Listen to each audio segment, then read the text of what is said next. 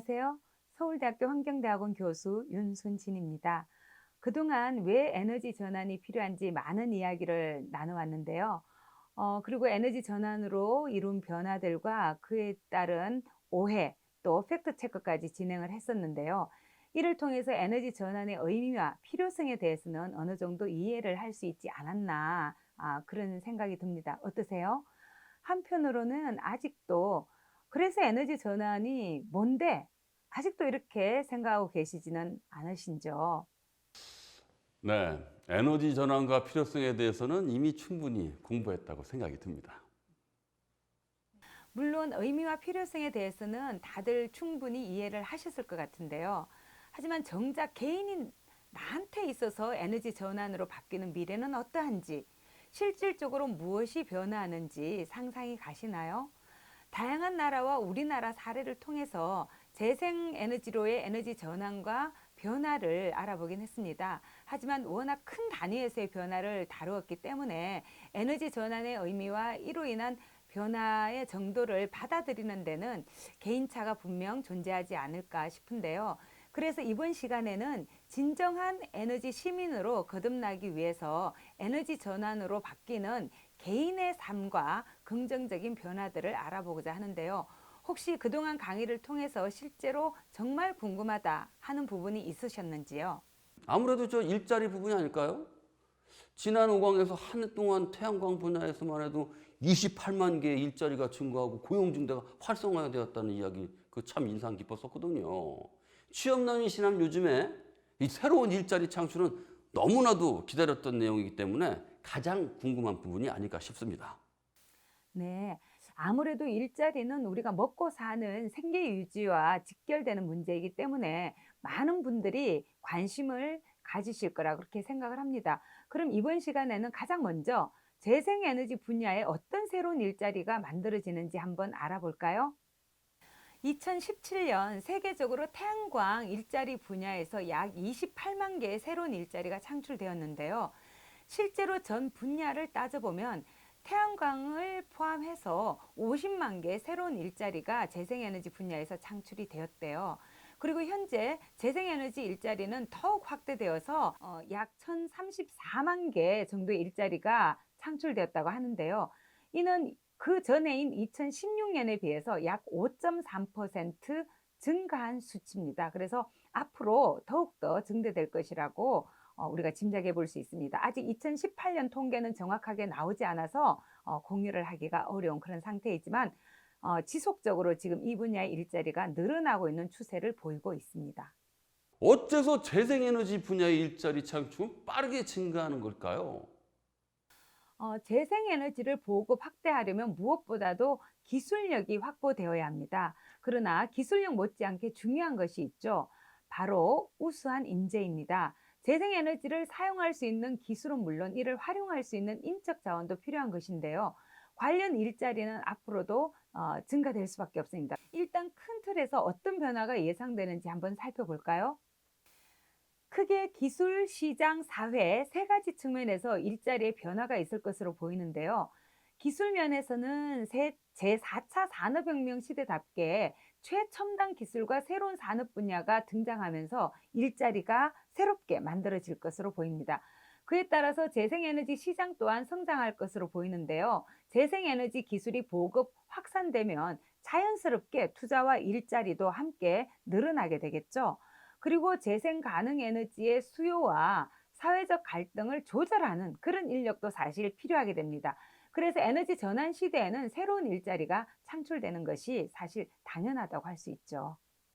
그렇다면 과거에는 생각할 수 없었던 새로운 일자리는 어떤 것이 있을까요? 사실 일자리라고 보기에는 조금 애매한 측면이 있지만 누구나 참여할 수 있는 아주 특별한 직업이 있답니다. 조금 생소하실 수도 있는데요. 재생에너지 분야가 확대되면서 각광받는 직업은 바로 에너지 프로슈머입니다. 와, 이게 정말 생소한 직업이네요. 에너지 프로슈머는 무엇입니까? 에너지 프로슈머란 생산자, 영어로 프로듀서라고 하죠. 그리고 소비자, 컨슈머라고 하는데요. 이 둘을 합해서 만들어진 새로운 신조어입니다. 소비자가 직접 에너지를 생산하는 공급자 역할도 함께 할 수 있는 걸 의미하는데요. 즉, 소비자가 직접 생산자 역할도 함께 한다는 그런 의미가 되겠죠. 우리 주변에서도 쉽게 볼 수 있습니다. 취미로 사진을 찍는 사람이 자신의 사진을 엽서로 만들어서 시장에 판매한다면 일종의 프로슈머라고 볼 수 있는 거죠. 에너지 프로슈머도 마찬가지입니다. 우리는 누구나 에너지 소비자입니다. 과거에는 발전소만 공급자였었죠. 그러나 에너지 전환이 이루어진 시장에서는 개인은 에너지를 소비하는 동시에 생산자 역할까지 가능해지게 되는 거죠. 집에 설치한 소규모 발전 설비를 이용해서 전기를 생산하고 이렇게 생산된 전기를 판매할 수 있기 때문입니다. 물론 이렇게 되려면 개별 생산자가 생산한 전기를 전력 시장에 직접 팔 수 있도록 제도가 만들어져야 하긴 합니다. 우리나라에서는 아직 허용이 되어 있지 않거든요. 이러한 에너지 프로슈머의 초기 형태가 바로 에너지 협동조합입니다. 에너지 협동조합은 전국적으로 활발히 활동을 하고 있는데요. 주민 참여로 태양광 발전을 운영하면서 스스로 쓸 전기를 만들기도 하고 남는 전기를 한국전력공사에 판매하기도 하거든요. 시장 구조는 물론 소비자의 역할까지 많은 부분에서 변화가 일어날 것 같습니다. 네. 맞습니다. 시민은 에너지를 직접 생산하고 판매하는 주체로서 굉장히 많은 역할을 할 것으로 기대가 되는데요. 실제로 세계 주요국들에서는 이미 에너지 프로슈머가 활발하게 활동하고 있습니다. 태양광부터 풍력발전 설비, 수소 등을 이용해서 전력을 생산한 다음에 다양한 방식으로 거래가 일어나고 있는 모습을 확인할 수 있는데요. 에너지 프로슈머의 확산에는 중요한 의의가 있습니다. 우선 자신이 쓰고 남은 에너지를 판매하는 것이 일반적이기 때문에 개인에게 충분한 에너지 절약 동기가 생겨납니다. 내가 덜 쓸수록 더 많이 판매를 할 수 있기 때문이죠. 다른 한편으로는 정치적인 의미도 있는데요. 에너지 시민으로서 에너지 민주주의 실현에 앞장설 수 있습니다.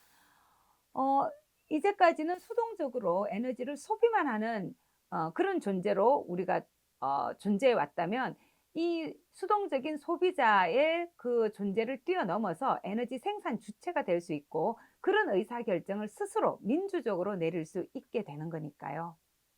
그 다른 국가에서는 이미 활발한 활동을 하고 있었군요. 그 에너지를 사고 파는 일은 기업들만 가능하다고 생각했는데 소비자가 직접 공급자로 활동한다니 매력적입니다. 그 다른 직업에는 어떤 것들이 있나요? 현재 우리나라 산업 구조에 따라서 관심이 높아지고 있는 직업도 있는데요. 바로 폐기물 에너지와 연구원입니다. 우리나라는 서비스 중심의 산업 구조와 도시개발 또 중화학 산업 등에 의해서 폐기물 관리와 처리 비용이 상승하고 있는데요. 환경에 피해가 없도록 폐기물을 처리하면서 에너지도 생산하는 방법이 주목을 받고 있습니다. 그리고 이와 관련된 대표적인 직업이 바로 폐기물을 에너지화하는 연구원이죠. 물론 무엇보다 폐기물 정책에서 가장 중요한 건 감량입니다. 폐기물을 많이 배출하지 않는 게 가장 좋죠. 그리고 다시 쓸 수 있는 것은 폐기물로 배출하기보다는 재이용하는 게 좋겠죠. 이면지를 사용한다거나 유리병을 다시 세척해서 쓰거나 아나바다라는 그런 활동을 통해서 우리 집에 필요 없는 물건들을 다른 사람들에게 나눠주거나 저렴한 가격으로 판매할 수도 있습니다. 그 다음으로는 또 재활용이 중요하죠. 재이용은 형태를 바꾸지 않고 다시 쓰는 걸 말하지만 재활용은 원료 대신 그 폐기물을 다시 다른 제품으로 만들어서 사용하는 거죠. 가령 알루미늄 캔이나 페트병은 버려진 뒤에 새로 알루미늄 캔이나 페트병으로 다시 이제 만들어서 사용을 하게 되는 건데요. 원자재를 사용하는 거하고 비교해 보면은 원료나 에너지 사용 면에서 절감 효과가 있습니다. 그 다음으로 우리가 생각해 볼 수 있는 게 바로 폐기물 자원화 또는 에너지 회수라고도 부르는데요. 재이용이나 재활용이 어려운 폐기물의 경우에는 매립이나 소각을 통해서 에너지를 얻는 것입니다. 매립의 경우에는 매립 후에 분해되면서 가스가 나오게 되는데요. 이걸 우리가 매립가스라고 부르거든요. 이 매립가스를 정제해서 열병합 발전의 연료로 사용할 수 있겠죠. 소각의 경우에는 태울 때 나오는 열로 열병합 발전을 할 수 있는데요. 또 폐기물로 고형 연료를 만드는 그런 작업도 가능합니다. 이런 모든 일들의 일자리가 발생할 수 있죠. 하지만 다시 강조하지만 에너지 회수 이전에 더 중요한 것은 어, 폐기물 감량, 재이용, 재활용입니다.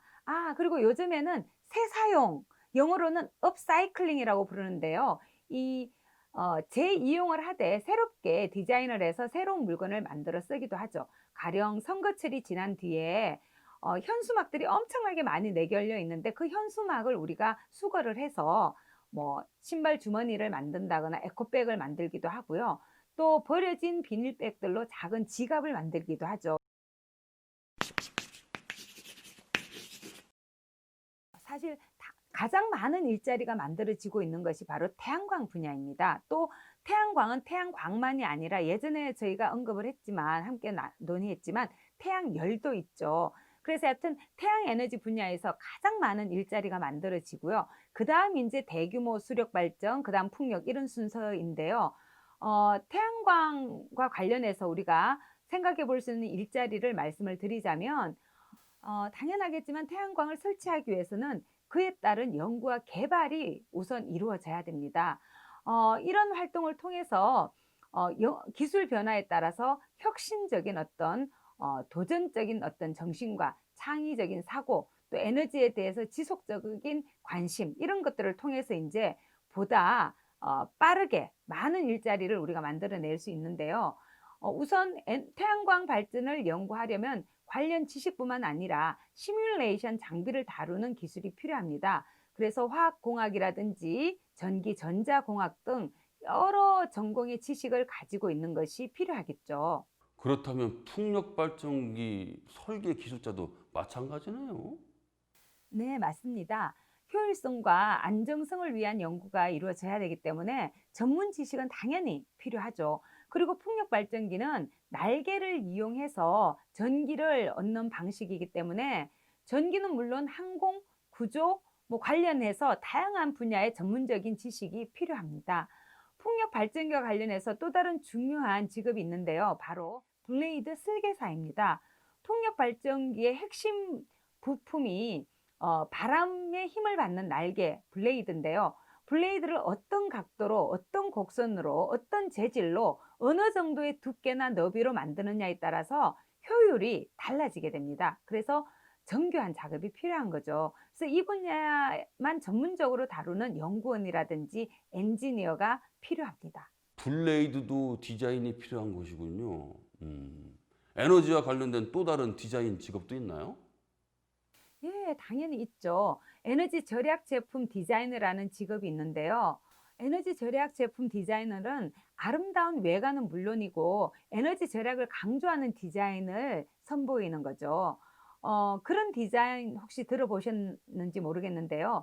에너지 절약 제품 디자인은 환경 디자인이라고도 불리는 그린 디자인에 포함되는 영역이거든요.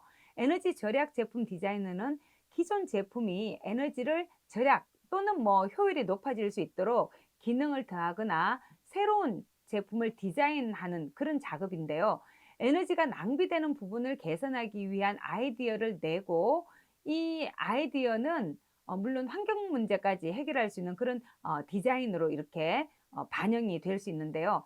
갈수록 소비자들이 제품을 구입할 때 기능만 보는 것이 아니라 외관, 또 색상 이런 여러 가지 차원에서 디자인도 고려하기 때문에 에너지 절약 기능이나 효율 개선 기능을 강화하면서도 소비자들이 사용하기 편리하고 사용해보고 싶은 그런 마음이 들도록 디자인을 잘 하는 게 필요한 거죠.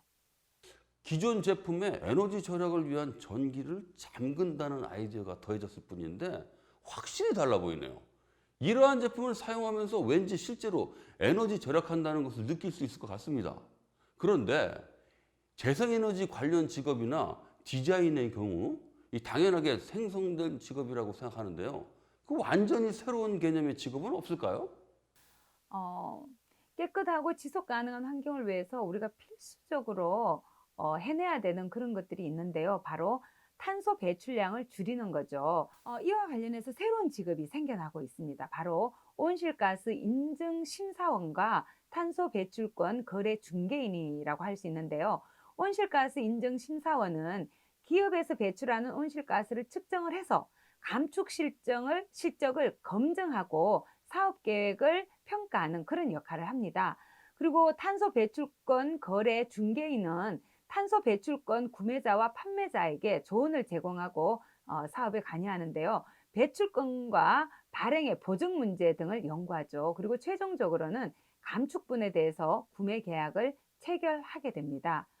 앞서 말씀드렸던 국가 간 배출권 거래를 기업 단위에도 적용할 수 있는데 이 거래를 담당하는 거죠. 탄소를 거래할 수 있는 제도가 따로 있는 건가요? 제가 이 방송을 듣고 계신 시민들께서 탄소 배출권 거래제가 뭔지 어느 정도 알고 계신지 혹시 모르실 수도 있어서 간략하게 말씀을 드리면요. 이제까지는 기업들이 탄소를 자신들이 그냥 아무런 규제 없이 배출을 할 수가 있었던 거죠. 에너지를 소비하거나 다양한 산업 공정에서 이산화탄소가 배출이 되는데 이걸 아무런 제약 없이 배출을 했었죠. 하지만 기후변화가 심각해지면서 기업들이 배출할 수 있는 탄소량을 제한하게 됩니다. 이걸 뭐라고 부르냐면 탄소 배출권을 할당한다 이렇게 표현을 하는데요.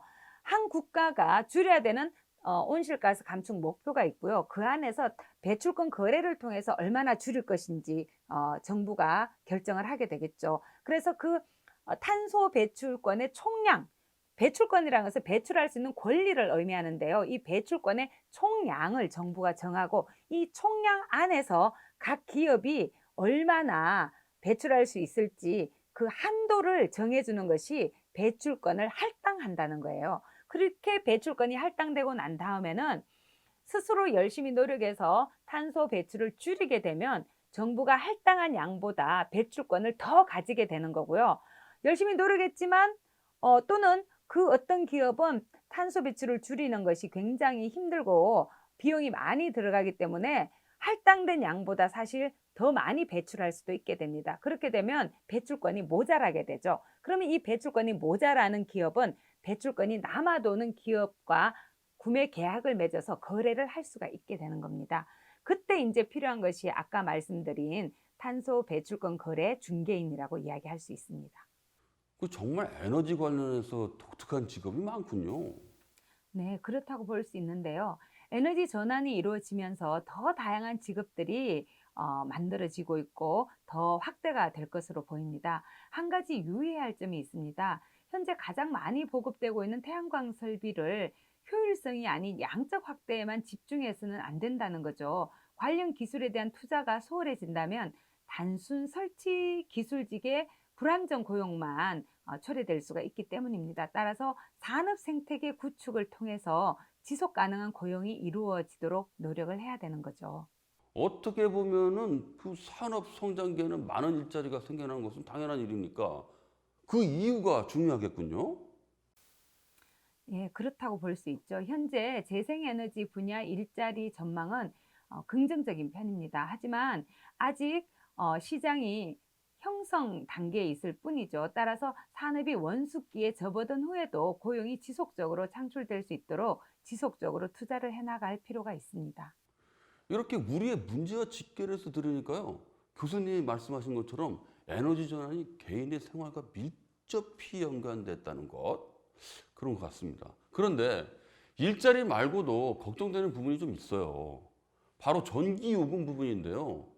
5강, 팩트 체크를 통해 전기요금 폭등은 걱정하지 않아도 된다는 것을 확인했지만 일반 소비자가 체감하는 실제 전기요금은 어떻게 될까요? 재생에너지로의 에너지 전환에 따라서 전기요금 인상이 불가피하다는 의견이 있죠. 하지만 지난 강의에서 확인했듯이 전기요금이 급격히 오른다거나 감당하기 어려울 정도로 오르지는 않을 것으로 예상됩니다. 하지만 세상에 공짜 점심은 없습니다. 아무런 비용을 지불하지 않고 모든 걸 다 누릴 수는 없는 거죠. 그래서 저는 시민 여러분들이나 기업에서 일정 정도의 비용 부담은 수용할 필요가 있다고 그렇게 감히 말씀을 드리고 싶습니다. 다만 앞서 말씀드렸듯이 갈수록 기술 발전으로 재생 가능 에너지 발전 단가가 떨어지고 있고 또 효율 개선으로 에너지 소비가 줄어들 수 있기 때문에 전기요금 인상이 수용되기 어려울 정도는 아닐 거라고 생각을 합니다. 또한 3강에서도 그리드 페리티, 즉 기존 화석 에너지의 발전 단가와 재생 에너지 발전 단가가 같아지는 시기가 다가오고 있다고 말씀을 드렸는데요. 재생 에너지에 대한 투자가 늘고 있어서 우리나라에서 에너지 전환이 본격화될 즈음에는 당연히 더 저렴해질 것으로 예상이 됩니다. 이와 관련해서 산업통상자원부의 그 제8차 전력수급 기본계획을 확인해 볼까요? 제8차 전력수급 기본계획에서는 2022년까지 전기요금 인상은 거의 없다는 입장을 밝히고 있는데요. 2022년부터는 2030년까지 연간 1.1에서 1.3%의 비율로 인상되긴 합니다. 그러나 2017년 대비 2030년까지 전기요금 목표 인상률은 10.9% 정도의 수준인데요. 이걸 우리가 좀 더 쉽게 풀어서 이해하자면 4인 가족 한 가구당 평균 전기 사용량을 기준으로 월 평균 610원에서 720원 정도의 요금이 추가되는 정도로 아주 인상이 미미한 그런 수준입니다. 그렇게 부담되는 비용은 아니군요. 오히려 이 깨끗하고 안전한 환경 속에서 좀 더 쾌적한 삶을 살 수 있으므로 이 약간의 비용은 부담해도 괜찮을 것 같습니다. 에너지 전환으로 바뀌는 미래를 생각하면 말씀하신 것처럼 전기요금의 변화는 아주 미미하다고 할 수 있습니다. 하지만 이러한 부분들을 정확하게 알려주지 않고 막연히 전기요금이 인상될 거라거나 일부 언론에서 보도하듯이 전기요금 폭탄이 떨어질 것처럼 과장하게 되면 에너지 전환은 아주 큰 타격을 받게 되는 거죠. 에너지 전환이 지속적으로 추진되기 위해서 가장 중요한 건 국민들의 적극적인 지지와 참여입니다. 국민이 수용하지 않는 정책은 사회 갈등을 야기하거나 국민 저항이 일어나면 이행되기 어렵죠. 에너지 전환이 무엇이고 왜 필요하고 그래서 우리 스스로는 무엇을 어떻게 할 필요가 있는지 더불어서 변화를 위해서 일반 국민은 무엇을 수용하고 감내할 필요가 있는지 그래서 어떤 편익을 누리게 되는지 관련 내용들을 공유해서 국민적 공감대를 넓혀 나갈 필요가 있는 거죠. 또한 그간 우리 사회에서는 시민, 노동자, 지자체 등은 에너지 정책에서 의견을 펼치지 못했죠. 이들의 참여가 이루어질 필요가 있습니다. 그 이유는 그래야만 온전한 사회적 합의를 이뤄낼 수 있고 그렇게 합의된 정책은 수용성이 높아져서 좀 더 순조롭게 이행할 수 있기 때문입니다. 에너지 전환은 민간과 지역에서 사회운동으로 시작이 되었는데요. 영국과 같이 정부가 전략적으로 에너지 전환을 위해서 시민 참여를 이끌어내는 경우도 있어요. 얕은 어떤 방식으로든 시민 참여, 국민 참여는 필수적인 것이죠. 그동안 여러 강의를 통해 국민 참여가 필수적이라는 것은 알 수 있었지만 이 영국처럼 직접 정부가 시민 참여를 이끌어내고 있다는 사실은 새로웠습니다. 따로 정책이 마련되어 있습니까? 영국의 경우에는 공동체 에너지 전략을 제시했는데요. 지역 공동체가 자신이 사용하는 에너지에 대한 통제권을 지니게 하는 그런 정책이에요. 이런 공동체 에너지 전략은 에너지 안보의 확보라든지 기후변화 대응, 에너지 비용 절감, 지역의 사회 경제적 이익을 확보한다는 그런 내용을 담고 있는데요. 지역에서 사용할 에너지를 직접 관리하기 때문에 에너지 수급의 안정성을 효율적으로 확보할 수가 있고요. 거주지에 에너지 시설이 있기 때문에 자연스럽게 그 거주지 인근 주민들이 이런 오염 에너지 시설로부터 발생하는 환경 문제를 덜 겪어야 한다는 그런 어떤 관심이 생겨나면서 오염 물질과 비용을 줄이려는 노력도 함께 이루어질 수가 있게 되겠죠. 또한 에너지 산업으로 얻는 이익도 지역 공동체에 귀속이 될 수 있기 때문에 시민들의 적극적인 참여를 유도할 수가 있게 됩니다. 이건 에너지 협동조합이나 지자체 등에서 재생에너지 발전망을 구축하거나 에너지 효율화를 진행할 경우에 정책적으로 중앙정부가 지원하겠다는 것인데요. 이런 그 활동들을 통해서 재생에너지 설비에 대한 공동체 소유 비중이 늘어나게 되고 또 그를 통해서 에너지 소비량 자체도 절감할 수 있을 걸로 그렇게 보고 있습니다. 또한 시민과 에너지 협동조합, 지자체의 그 참여라는 것은 지역 내에서 에너지 전환의 속도를 높일 수 있게 만듭니다. 그리고 지역 에너지에 대한 시민 통제권을 확대할 수 있는데요. 이렇게 된다면 재생에너지 발전 설비와 송전망 조성에 따른 사회적인 갈등도 초기부터 우리가 해소하거나 줄여나갈 수가 있게 되는 거죠. 그래서 사회적 비용과 또 관련된 그 행동들을 해결하기 위한, 갈등을 해결하기 위해서 필요한 시간, 이런 것들을 대폭 줄일 수 있을 것으로 기대할 수 있습니다. 그 즉, 예? 그 협동조합의 그 에너지 소유권을 늘려서 동시에 사회적 갈등을 해소할 수 있다는 말씀이시죠? 네, 맞습니다. 특히나 4차 산업혁명의 영향으로 에너지 전환 정책의 기술적 특성이 강조되고 있는데요. 재생에너지원을 기반으로 분산형 에너지 시스템이 구축이 되고 있고, 이런 전력 구조는 시민 참여가 쉽다는 점에서 에너지 민주주의의 기술적 실현이 가능한 그런 방식으로 이해할 수 있습니다. 그 안 그래도 강의 초반에 그 에너지 민주주의 이야기 나왔을 때 이 궁금했었습니다. 네. 에너지 민주주의 뜻 정확히 무엇입니까? 에너지 민주주의는 전기를 포함해서 에너지에 대한 결정권을 에너지 사용자가 지닌다는 뜻입니다. 중앙 집중식 전력망에서 소비자는 공급되는 전기를 수동적으로 받아쓰기만 하는 그런 존재였죠. 자신의 삶에서 이 전기가 너무나 중요하지만 자신의 삶을 외부에 의존해서 그 전기를 공급하는 그런 공급자에 의존해서 자신의 삶이 이루어진다는 거죠. 그래서 그런 삶은 사실 주체적이라고 보기가 어렵습니다. 또 송전 비용이 낮은 발전소의 전기를 사용한다거나 자신의 가치관에 따라서 나는 여러 그 에너지원 중에서도 재생에너지로만 만든 전기를 사용하고 싶다, 이런 어떤 가치를 지니고 있다 하더라도 그와 같은 결정을 내릴 수 있는 권한을 행사할 수 없었던 거죠. 그러나 분산 전원망에서는 개인과 지역이 자신의 상황에 맞는 전기를 능동적으로 생산하고 또 선택하고, 그런 여러 가지 결정을 스스로가 내릴 수가 있게 되는 거죠. 이런 의사결정의 변화가 바로 에너지 민주주의라고 이해할 수 있습니다. 에너지 민주주의의 원리를 잘 구현하는 그런 조직 구조가 바로 협동조합이라고 볼 수 있는데요. 협동조합의 그 구성원이죠. 이런 조합원들은 투입한 자본의 크기하고 상관없이 의사결정에 동등한 권리를 가지고 참여할 수 있어요.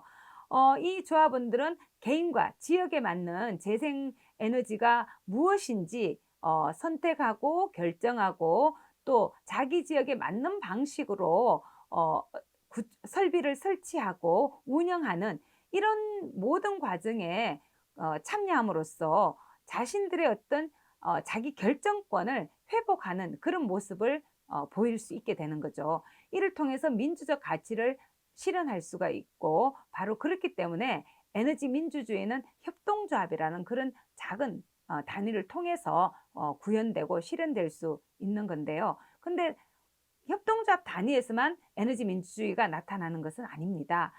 시민 발전, 에너지 자립마을, 또 사회적 기업, 마을 기업, 에너지 적정 기술 등 협동조합을 넘어서서 다양한 형태에서 점점점 이런 에너지 민주주의를 실현할 수 있는 그 범위가 확대되고 있는 중입니다. 민주주의의 개념을 통해 에너지를 바라보니 그 에너지 전환에서 개인의 역할이 얼마나 중요한지 더 확실하게 느껴집니다.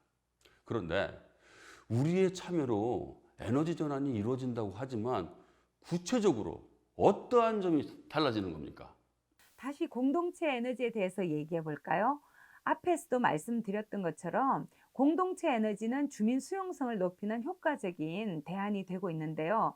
성격상 대규모 산업시설인 에너지 시설은 여러 갈등의 원인이 되기도 했죠. 이러한 갈등을 사전에 예방하기 위해서는 주민 참여가 이루어져야 합니다. 주민이 직접 발전소 건설과 운영에 참여하고 거기서 발생하는 이익을 공유하는 형태로 진행이 된다면 갈등을 많이 줄일 수 있는 거죠. 그래서 개인이 각각 에너지 전환에 대한 필요성을 인식하고 사회적 개혁에 능동적으로 참여해서 개인의 역량을 발휘한다면 이런 에너지 전환이 훨씬 더 순조롭게 이루어질 수 있고 그 에너지 전환을 통해서 각자의 삶도 민주적인 가치를 발현한다든지 또 이익을 누린다든지 하는 차원에서 과거보다 훨씬 더 삶의 질이 개선되는 그런 효과를 우리가 누릴 수 있습니다. 이렇게 시민의 정체성과 주체성에 주목하면서 나타난 개념이 바로 에너지 시티즌십, 우리말로는 에너지 시민성이라고 번역해 볼 수 있는데요. 에너지 시티즌십에 대해서는 영국 엑스터 대학 교수인 더바인 라이트라는 그 분이 다음과 같이 정의를 했습니다.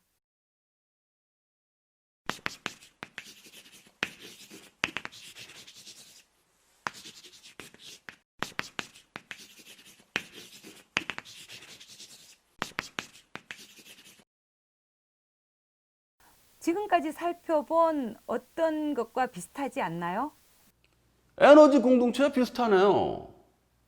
네, 맞습니다. 그래서 에너지 시민성이 요구하는 개념이 바로 에너지 공동체라고 할 수 있는데요. 에너지 공동체를 통해서 에너지 민주주의를 실현할 수 있게 되면서 에너지 시민성도 자라나게 되는 거죠. 에너지 개발 과정에서 공동체와 에너지 시민이 적극적인 참여를 통해서 발생하는 이익을 공유할 수 있을 뿐만 아니라 그 과정에서 자신의 에너지 소비에 대해서 스스로 책임지는 그런 인식도 갖게 되는 거죠. 그래서 에너지 시민성이란 것은 단지 권리를 누린다는 그런 의미만이 아니라 에너지 생산과 소비에서 발생하는 다양한 사회 환경 문제에 대해서 책임을 가진다, 책임을 실현한다 이런 의미도 있기 때문에 그래서 공동체 에너지 활동을 통해서 참여 시민들은 자신이 스스로 그 자기 결정권을 행사하는 그런 권한을 누릴 수 있을 뿐만 아니라 에너지 소비 활동, 생산 활동에서 발생하는 환경 사회 문제에 대해서 관심을 가지면서 그런 문제들에 대해서 책임을 지는 그런 어떤 태도도 가지게 되는 거죠. 그래서 권리와 의무를 동시에 실천하는 그런 어떤 방식으로 이 공동체 에너지가 작동을 하게 되고 그 과정을 통해서 시민들의 에너지 시민성은 계속해서 성장해 나갈 수 있습니다. 이처럼 시민들이 자발적으로 나서서 시설을 공동으로 소유하면서 주인으로서 발전소 운영에 참여합니다. 주민이 대주주로서 운영 이익을 공유하게 되는 거죠. 이런 방식은 과거 전력 체계에서 에너지 시설 지역 주민에게 제공되던 경제적 혜택, 다르게 말하자면 불편을 감수한 데 따른 보상과는 약간 성격이 다릅니다. 다시 말하자면 에너지원에 대한 결정권 일부를 시민사회가 보유하고 시민들이 에너지 시장에 참여하는 그런 방식을 취하게 되는 거죠. 이런 방식을 통해서 에너지 소비자로서 시민의 역할, 에너지 정책 결정 과정에서 시민의 역할이 변화된다. 이런 의미를 가지게 되는 거죠. 다르게는 국민 참여형 에너지 가버넌스라고 말할 수 있는데요. 미국에서 시행 중인 에너지 투자 지구 운영 프로세스의 자료를 보실까요? 재생에너지 시설이 설치되는 지역 주민을 기반으로 사업 단위를 구성하고 있는 것을 볼 수 있는데요. 민주적 의사결정을 하는 것을 확인할 수 있습니다. 국민 참여형 에너지 거버넌스로의 변화라. 국민 참여 없이는 에너지 전환을 이행하기가 어려운 것이군요. 그렇다고 할 수 있죠. 그만큼 시민들의 역할 변화가 크게 일어나기 시작했다는 뜻인데요. 에너지와 관련된 문제들을 공동체 네트워크를 통해서 공론화할 기회가 많아지게 되면서 현재 우리가 가지고 있는 법과 제도가 화석 에너지나 원자력에 얼마나 유리하고 재생 에너지에 대해서는 얼마나 불리한지에 대해서도 논의를 할 수 있게 되고 그런 논의 과정에서 문제를 해결해 나갈 수도 있게 됩니다. 공동체 에너지가 늘어난다는 건 그만큼 에너지 전환에 시민들이 개입할 수 있는 여지가 커진다는 것을 의미하는데요.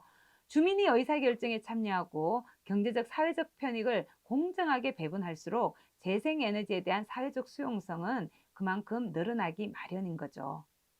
예를 들어서 주민들이 손쉽게 태양광을 비롯해서 재생에너지 설비를 공동으로 설치하고 그런 시설을 운영해서 발생한 수익을 공동으로 나눈다면 국가는 그 과정에서 편익이 공정하게 배분될 수 있도록 적절하게 조율하는 역할만 하면 되고요. 그런 과정을 통해서 재생에너지에 대한 수용성은 갈수록 확대되면서 전국적으로 늘어날 수가 있게 되겠죠. 모두가 이익을 얻는 구조라면 누구도 반대할 일이 없기 때문입니다. 에너지 전환 정책에 오해들이 참 많아서 이 재생에너지로의 전환 과정이 힘들지 않을까 생각했었는데요.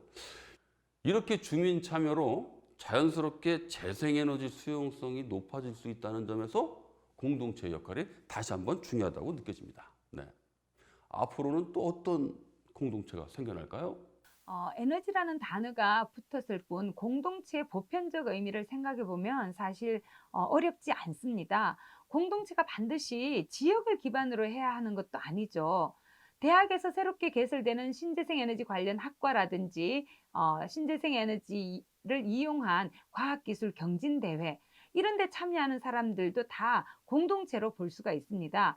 재생에너지에 대해서 관심을 가지고 형성된 커뮤니티 모두 공동체로 볼 수 있는 거죠. 지역이 아니라 가치가 기반이 되는 공동체가 있을 수 있다는 거죠. 이러한 공동체가 계속해서 공동의 목표를 가지고 형성된다면 미래에도 에너지 전환에 대한 관심이 끊어지지 않을 것 같아요. 이에 힘입어서 에너지에 대한 공동체 외부 자본에 의해서 무분별하게 개발이 이루어지는 것을 막는 것과 같은 그런 긍정적인 효과도 기대할 수 있고요. 나아가 에너지 시민은 문제 해결 주체로서 지역 사회 역량을 배양하고 에너지 시스템의 혁신적인 전환을 주도하는 그런 주체가 될 수 있겠죠. 에너지 전환으로 바뀌는 점들이 참 다양하네요. 우리와 직접적으로 연결되는 일자리 문제와 그 전기 요금, 미래의 우리들의 역할까지 생각하면 에너지 전환은 결국 우리 모두를 위한 것일 것 같습니다. 네, 그렇게 생각할 수 있습니다. 시민이 참여하는 재생에너지 이용 확대는 일부 선진국들만의 정책이라고 여겨져서는 곤란하고요. 지금 현재 여기 우리나라에서도 사실 진행되고 있습니다. 에너지 전환은 전 세계적인 흐름으로서 오늘 여기 우리 모두가 참여해야 되는 그런 문제이기도 합니다. 결국 우리와 미래를 위한 길이기 때문인데요. 하지만 에너지 전환 경험이 다른 나라에 비해서 상대적으로 우리나라가 아직 적기 때문에 우리 시민들로서는 아직은 쉽지 않은 일로 여겨질 수 있습니다. 지역 에너지 전환과 시민 참여가 새로운 도전 과제가 될 수 있기 때문이죠. 이 과제는 개인이 해결하거나 시민사회 자발적인 움직임에 의존하기에는 아직은 어려움이 조금 있습니다. 영국과 같이 중앙정부와 지방자치단체, 지방정부가 전환 계획의 그런 필요성을 인식하고 정부와 지자체가 시민 참여가 활발하게 이루어질 수 있도록 제도적이고 또 재정적인 지원을 마련할 필요가 있는 거죠. 사실 우리나라의 경우에는 지자체로서도 이런 전환이 쉽지 않습니다. 왜냐하면 이제까지 우리나라에서는 에너지 정책이 주로 중앙정부 주도로 이루어졌기 때문에 지방정부조차도 에너지 정책에 개입할 여지가 거의 없었습니다. 그래서 그 경험이 별로 없기 때문에 이런 문제를 어떻게 해결할지에 대해서 별로 인식이 없기도 하고 역량도 상당히 부족한 그런 상태입니다. 하지만 이제 지방자치단체조차도 지역 에너지 전환을 위해서 새로운 주체로 나서야 됩니다. 중앙정부에서는 지역 에너지 관련 부서를 강화하고 예산과 인력을 배정해서 지자체를 지원하는 방안을 모색할 필요가 있고요. 시민 참여 방식의 에너지 전환이 우리나라 안에서도 실현될 수 있도록 영국의 공동체 에너지 전략을 좀 참고하면 좋지 않을까 그런 생각이 듭니다. 우리나라는 협동조합을 기반으로 점차 나아지고 있는 거 아닙니까? 어, 에너지 협동조합이 비교적 빠르게 성장해 왔긴 했는데요. 그럼에도 불구하고 전력시장 구조나 낮은 전력 요금처럼 에너지 협동조합의 성장에 걸림돌이 되는 요인들이 아직도 많이 존재하고 있고 개선이 지연되고 있는 그런 상황이어서 에너지 협동조합 활동이 사실은 정체 상태를 벗어나지 못하고 있다. 이런 진단들도 많이 나오고 있습니다. 그래서 에너지 시장 개편과 제도 개선을 아울러서 좀 더 종합적인 에너지 전환 정책을 수립할 필요가 있습니다. 그리고 에너지 협동조합 운동도 좀 더 활발하게 이루어질 수 있도록 재정립할 필요가 있는데요.